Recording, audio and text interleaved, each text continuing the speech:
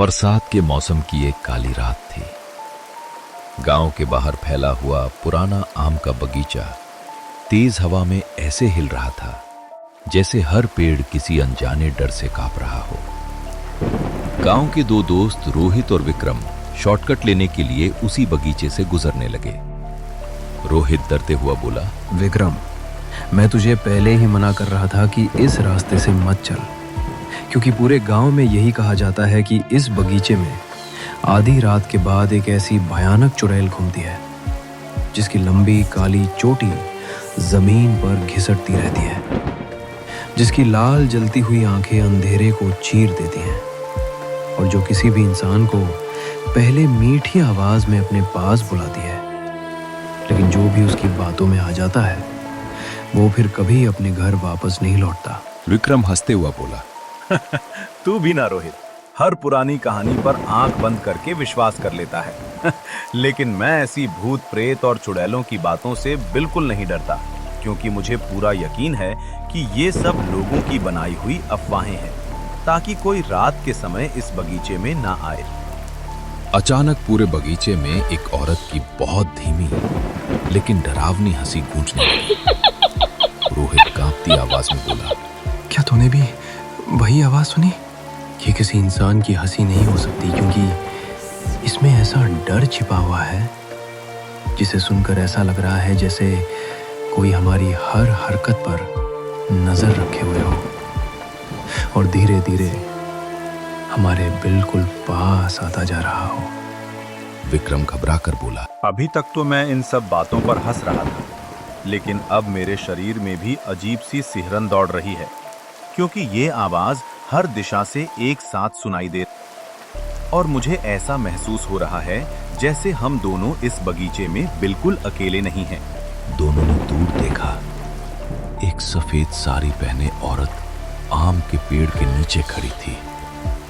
उसके लंबे बाल जमीन तक लटक रहे थे। दोनों से देखकर डर जाते हैं। दोनों को यही लग रहा होता है कि जब कोई चुड़ैल है जिसकी बात गांव वाले करते हैं। उनसे देखकर एकदम डर गए थे वाकई में। वो औरत देखने में बहुत डरावनी थी।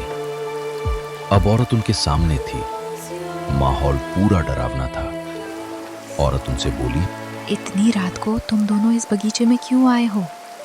क्या तुम्हें पता नहीं कि यह रात के समय आने वाला कोई भी इंसान कभी सुरक्षित वापस नहीं जा पाता, क्योंकि ये जगह अब इंसानों की नहीं बल्कि मेरी है।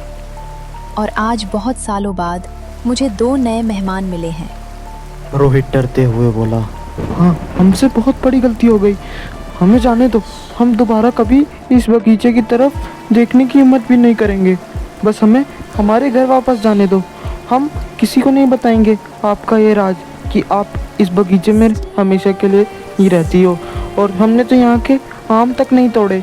आप कहीं सोचो कि हमने यहाँ के आम तोड़े हैं तो ये सब झूठ है। हमने यहाँ कर आम छेड़े तक नहीं, बस हम तो शहर से वापसी लौट रहे थे तो इस जगह से शॉर्टकट लेने के लिए यहाँ से चल पड़े। हमें माफ़ कर दो, हमें घर जाने दो प्लीज़। अचानक वो औरत का चेहरा फटने लगा। उसकी आंखें लाल अंगारों जैसी चमक उठी। उसके दांत तलवार से भी लंबे हो गए और उसके हाथ कई फीट तक बढ़ गए। वो उनसे बोली, अब डरने का कोई फायदा नहीं, क्योंकि इस बगीचे के हर पेड़ ने सैकड़ों लोगों की आखिरी चीखें सुनी हैं, और आज तुम्हारी चीखें भी इन पेड़ों की शाखाओं में हमेशा के लिए कैद हो जाएंगी, ताकि जो भी अगली बार यहाँ आए उसे भी तुम्हारी तरह मौत का इंतजार करना पड़े। इतने में विक्रम रोने लगा। विक्रम तो डर गया था कि आज वो बच भी पाएंगे कि नहीं। विक्रम रोते हुए उससे बोला, हमें माफ़ कर दो, हमने तुम्हारा कुछ नहीं बिगाड़ा। अगर हमने गलती से तुम्हारी जगह पर कदम रख दिया है तो हमें अभी इसी वक्त वापस लौट जाते हैं, लेकिन हमारी जान तो मत लो। हमने तुम्हारा इतना तो कुछ नहीं बिगाड़ा कि तुम हमारी जान लोगी। एक बार मौका दो हमें, हम यहाँ पर कभी वापसी नहीं आएंगे। प्लीज़ प्लीज़ भूतनी जी, हमें यहाँ से जाने दो। हमने आपका बिगाड़ा क्या है आखिरकार? विक्रम तो एकदम हाथ पैर गिड़गिड़ा कर रोने लगा था, लेकिन क्या कर सकते हैं। विक्रम और रोहित की किस्मत को ये मंजूर ही नहीं था कि आज वो जिंदा वापसी घर लौट जाए। सो गाइज, आपको क्या लगता है, क्या विक्रम और रोहित वापसी जिंदा घर लौट पाएंगे? ये जानने के लिए वीडियो के एंड तक बने रहिए।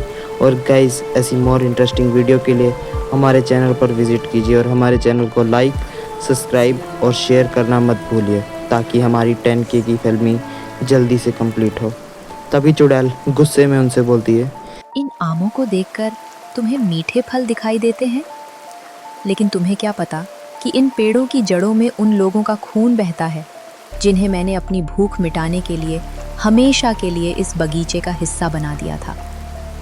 और अब तुम्हारी बारी भी आ चुकी है। इतना ही सुनते विक्रम और रोहित के तो रोंगटे खड़े हो गए कि आखिर उनके साथ भी आज वैसा ही होगा जैसा उन आम के बगीचे के पेड़ों के साथ हुआ है।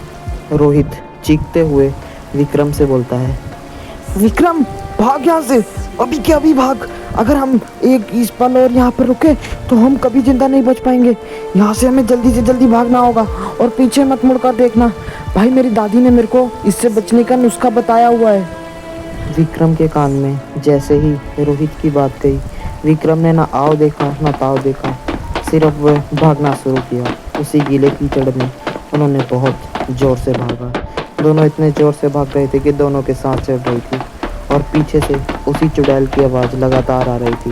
दोनों पूरी ताकत से भाग रहे थे। चुड़ैल हवा में ही बोल रही थी, तुम चाहे तो जितना तेज भाग लो, चाहे इस दुनिया के किसी भी कोने में चले जाओ, मैं तुम्हारा पीछा कभी नहीं छोड़ूंगी।